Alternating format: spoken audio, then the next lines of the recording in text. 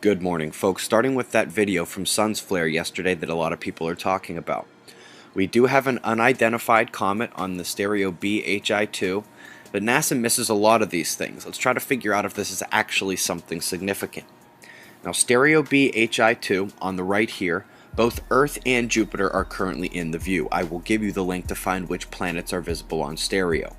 Here is the position of the Stereo spacecraft in orbit around the Sun, on Earth's orbital line. B is the one we're looking at now, and its HI2 camera looks just to the side of the Sun. Remember, Jupiter geocentrically opposed the Sun last weekend, so it's still in that line of sight containing the Earth.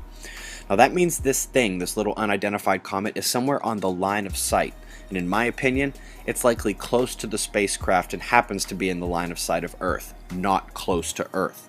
If this was headed right for Earth at that distance, that would make this bigger than the moon by 2 or 3 times, and I know you Australians wouldn't miss that in the sky. For another example, if this was all the way out near Jupiter, it would be almost the size of Jupiter. I consider it far more likely that this is a small comet passing luckily just in front of the line of sight, pretty close to the Stereo B spacecraft. Moving on, just wanted a little smile here. Someone send this to the Thunderbolts so they can clap, then laugh, like I did. After yesterday's 7-pointer in Japan, New Zealand took a large tremor that ranked 6.3 on most official charts. Bofa's little friend has a name, Tropical Cyclone Claudia. Not sure she has any idea where she's headed, but Bofa, on the other hand, re-strengthened in the South China Sea and is unbelievably going to tag the Philippines again. There's already over 500 dead there. This is the low that froze Scotland yesterday, and that cold air sweeping in the backside is now putting the screws to France. The lows looking like they want to meet is the coldest and warmest air on Earth. Talk about difference potential in moisture, heat, energy, and pressure. Thunderstorm watches tonight and tomorrow. Follow up to yesterday, remember even the coldest December ever won't keep 2012 from being the hottest ever, and we're breaking heat records every day in December. The North Pacific low has moved on to the mainland. Perhaps he saw his big brother coming in behind him. Come back to that in a later video.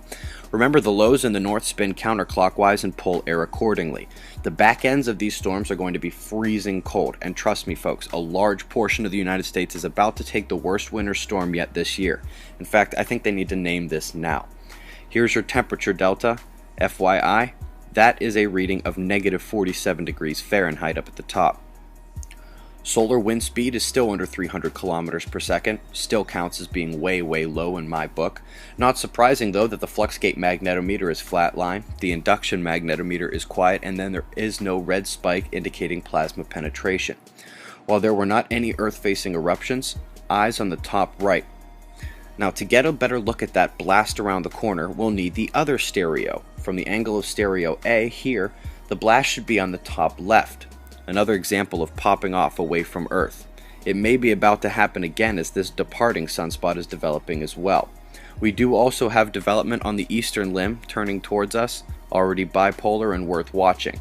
Dark coronal hole up top, thin plasma filament snaking around mid-latitudes. Eyes open, no fear, it's 6:05 a.m. Eastern Time, and that's the news. Be safe, everyone.